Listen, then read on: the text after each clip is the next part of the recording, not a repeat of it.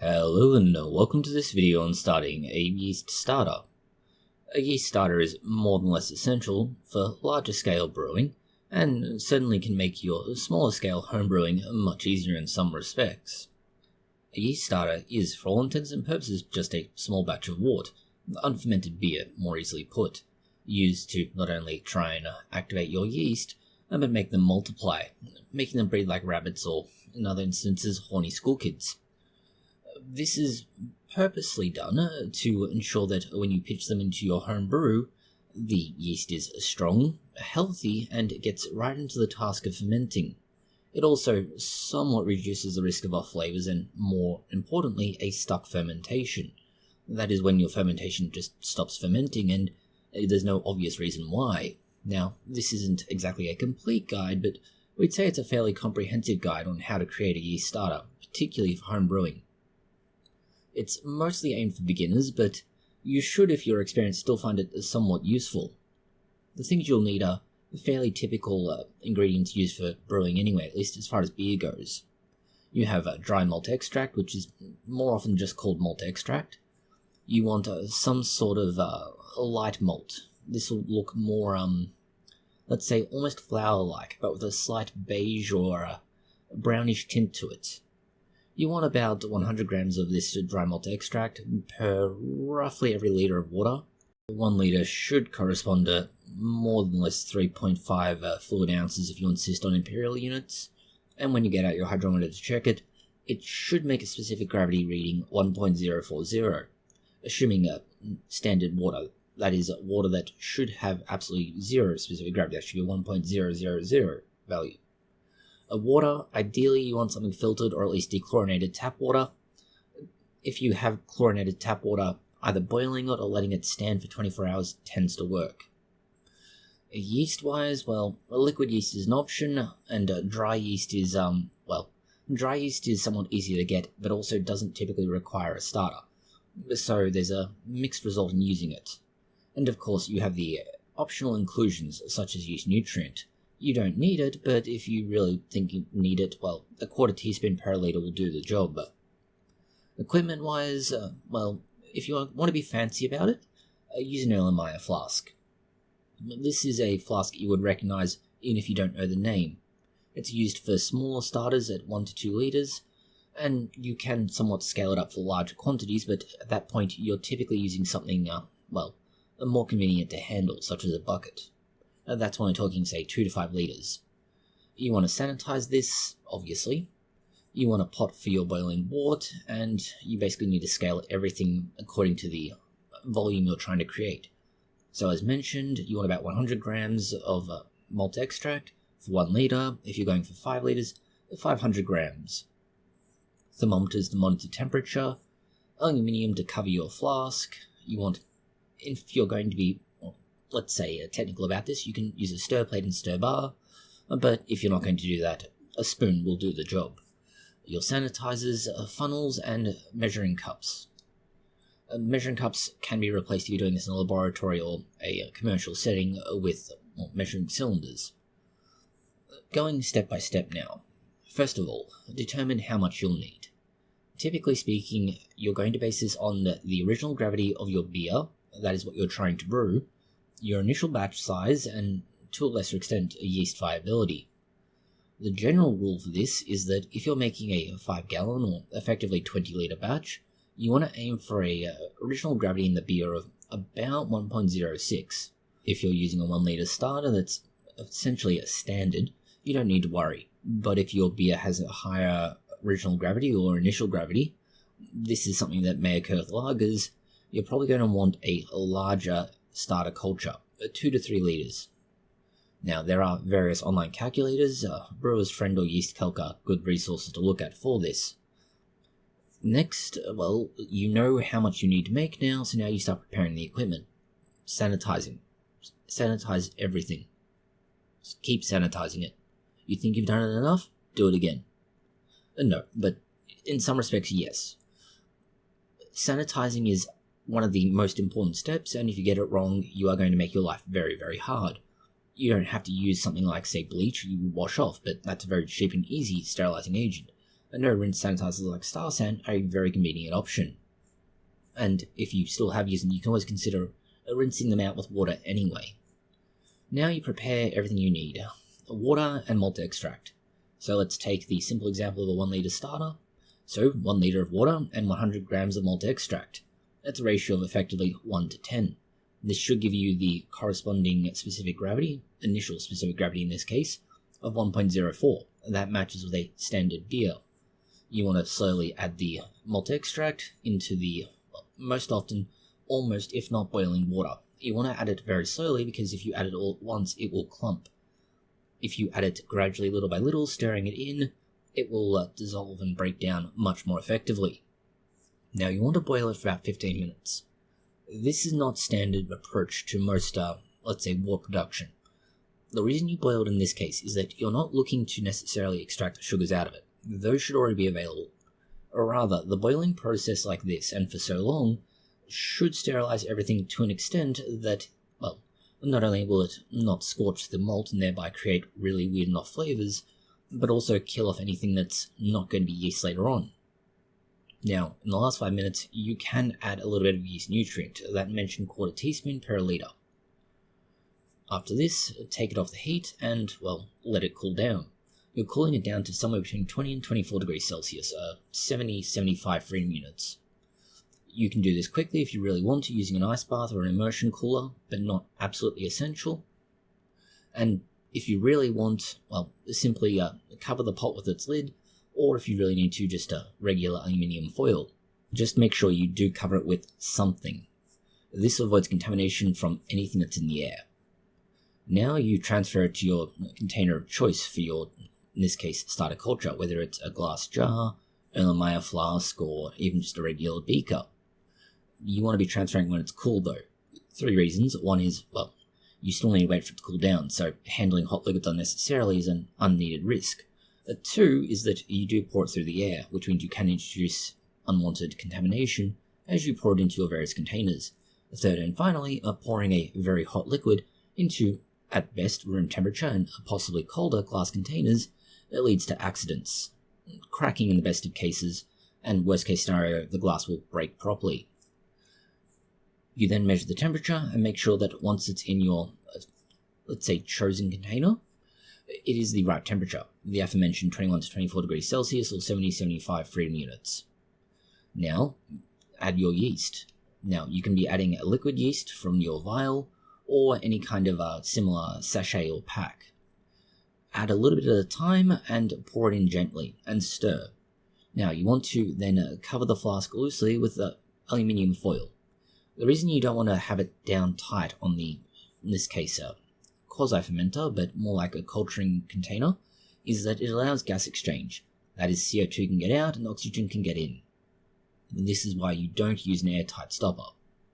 Occasionally, you may need to aerate this. Now, arguably, the gold standard way is a stir plate. That is, that you effectively have a stir bar and a machine that has a spinning motor in it, and that moves the stir bar around and around and around, and this generates a vortex. That provides continuous aeration. That will promote faster yeast growth.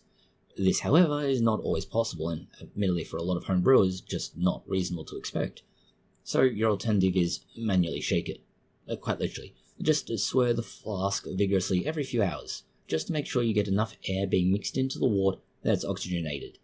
This is an important step because without aeration, yeast doesn't reproduce anywhere near as well, so you're kind of handicapping your entire attempt to get a starter culture going by not aerating it. Now for incubation. You want to try and keep it in that heat range of 18 to 24 degrees Celsius for between 1 or 2 days, that's 24 to 48 hours, this being 65 to 75 freedom units. This can depend considerably on the yeast strain and its activity. So if you're seeing very little activity, and this will generally be visible as a sort of a creamy bubbly layer on top called the krausen. If you see this on top with bubbles and cloudiness, you know your fermentation is going on, and everything's fine. Just let it keep going for that 24 to 48 hours and then look to use it. But if you find that it's slower going, well, you may need to wait longer. Most starters should multiply and be fairly ready to use within 24 to 36 hours. It's worth noting that yeast will double every 12 hours. So this means that roughly in the time frame that it takes you to go from having your original pitched amount to the final amount, you have somewhere between 4 and sometimes 8 or even 16 times the original population. Now you need to, prepare to pitch it, and, pitching the entire starter is what you're going to be doing. This is more relevant if you're using it immediately. If you're going to use it right away, that is within that first roughly 48-hour window, simply swirl it in your hand to mix the yeast and ensure that everything in its entirety is in the solution. This is wort and yeast. Your second option, if you're not going to simply pitch that in as is to cold crash and decant. Now, this has its benefits as it will produce a cleaner beer. Your process for this is simple enough. Place your flask that you're using or whatever other container in the fridge at 2 to 4 degrees Celsius or somewhere around 35-40 freedom units and wait a day. If you're in a rush, you can wait half a day at about 12 hours. You then pour off, most of the wort that's on top. It's been used, there's nothing left. It does nothing but take up volume. This should leave nothing more than what looks kind of like a gooey mess at the bottom, a slurry. You want to warm this up to room temperature, if it's still in the fridge, and possibly add a little bit more warm water and maybe even some more malt extract to it, just to get it resuspended and more easily poured. One advantage to decanting all of those top layers that aren't the yeast is that it will remove some of the risk of off flavors from the starter wort. This is not so important most of the time, but in lighter beers you can notice it if you're not careful. Pitching, as mentioned, is, fairly straightforward. Add it as is. You pour it in. It's not fancy. There are some steps regarding pitching of yeast as itself, but that's not so much part of the, let's say, content related to a starter culture, so we'll leave that for a different video again. Now, there are some tips, let's call them, to help you with the success. The first being timing. You want to typically start your yeast culture about 3 days beforehand. Now, let's say you're in a rush, you can cut that down to 1 day, but generally speaking, you want to avoid rushing. So plan ahead and check the dates on your yeast for viability. If it's older, let's say, you will probably need to add a larger amount of the yeast to your starter and probably increase the size of the starter. Stepping up your starter is another option, and particularly for higher gravity beers or, as we mentioned, older yeast. That is, if you start by making a small starter, 1 litre, you then let it ferment, you cold crash it, decant, and then you add a whole bunch of new wort to this, and this allows you to repeat the process. That's what stepping up is. Cleanliness, and we've already sort of driven this point home, but we'll reiterate it for the importance sake, contamination.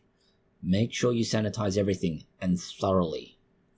Now, a stir plate is helpful, we've mentioned this a few times, but also it's unrealistic to think that everybody's going to have one.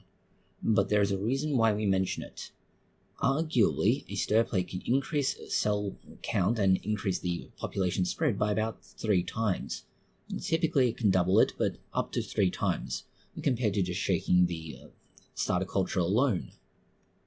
There are some issues around yeast health, particularly if you store liquid yeast in the fridge. You can keep it there for a long time, but the time frame we're talking here is 3 to 6 months, so you generally want to keep it cold, and as cold as you can for as long as you can, and the longer you keep it in a warm environment, the more likely it is to have a lot of trouble. A dry yeast, essentially those that come in a sachet or similar, have high cell count, and so you really don't need to worry about using it for a starter, unless you're looking to brew a very high gravity beer, or wanting to propagate it. Propagation is another issue, again, that we won't touch in this video. There are some common mistakes, and these are more not necessarily penny pinching, but trying to save money where you can unnecessarily or in the wrong way. And this is often involving the underpitching of yeast. That's adding too little yeast, and this will lead to a slower fermentation and can even cause off flavors. Boiling in the flask you're using, which does have some, let's say, problems. And one of these is that the actual flask itself is somewhat heat resistant, and so it, you don't necessarily want to try and apply heat directly to it. As we mentioned, glass does not tolerate sudden changes in temperature very well. The flask itself should be filled no more than 50%. Now, this allows room for the krausen, which obviously is important because that's showing the activity, but also for aeration. You want that room to ensure that the air in the flask can mix with what is inside the flask, the culture content. Pitching too hot's another concern, and this is more people who are just over-eager or don't wait. If it's above 27 degrees Celsius, 80 freedom units, you can kill or just unnecessarily stress your yeast, which leads to problems. And, well, ignoring contamination signs. If you think there's anything wrong with it, start again. Now, typically speaking, if you think there's something wrong with it, you should probably check, but if you have any concerns, probably better to start over. Timeline-wise, well, we mentioned you're generally going to start somewhere about 3 days beforehand. Sometimes a little less, sometimes a little more, depending on exactly what you're doing. So if you start on a Monday morning, well, you'll be able to get your wort boiled, cooled, and you'll be able to pitch your yeast and get it going, and shake it periodically or have it on a stir plate the entire time. At the end of day 2, you're going to want to check for fermentation activity, krausen, cloudiness, all the other indicators that something is growing in there, and probably take a sniff of it to make sure you're not smelling something like acetone or acetic acid. Now, these are signs of bacterial contamination. Now, if you think that there's enough activity going, you can then cold crash this in the fridge. And by day 3 in the morning, you can decant the spent wort, warm the yeast at room temperature, and pitch it straight into your brew, and you're on your way. There are some more advanced considerations. For example, specific gravity of 1.04 is standard, but some brewers will use a slightly lower specific gravity, or even slightly higher, depending on the particular yeast strain. So this is a bit of a hassle, and you'll probably have to look into each strain you're going to be using. Lager starters typically require a larger starter culture, somewhere between 1.5 and 2 times that you would use for ale, and that's because there's a lower fermentation temperature and a slower growth. Therefore, the more yeast you pitch initially, the more population there is to increase in the larger fermentation, therefore the faster it gets going on a larger scale, but also the slower it will grow regardless, so the yeast will simply be slower going altogether.